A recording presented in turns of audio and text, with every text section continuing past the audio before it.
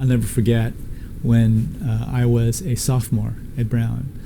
I came home from school, and my father picked me up at the airport, which was about 30 miles down the road from the small town in Iowa that I lived in.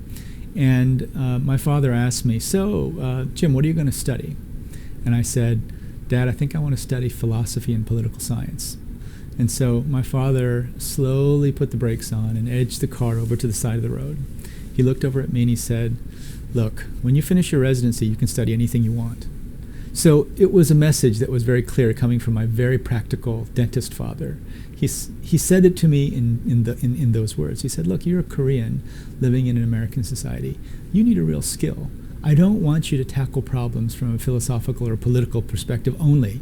I want you to have some sort of practical skill so that you come to the world knowing how to do something and not just how to think." Now here he was talking to me when he knew that my mother was a PhD in philosophy. So I had these two very different strains in my life, but I can't tell you how grateful I am to my father for ensuring that I went to medical school. Because I think in all the problems that I've taken on, I haven't come at it from a purely philosophical or political perspective. And on one level, I'm a very practically oriented physician that's trying to solve problems so that people can live. On the other hand, I never gave up my interest in philosophy and politics, and therefore I studied anthropology. And so I'm very interested in the philosophical and political aspects of these problems. But first and foremost, I'm oriented towards solving practical problems. And I hope I can bring that with me to Dartmouth.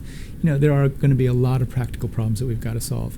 There are going to be people with a huge, broad range of political and philosophical opinions about how to do that. But at the end of the day, we've got to solve the problems. We've got to be practical, and we have to be focused on the outcome.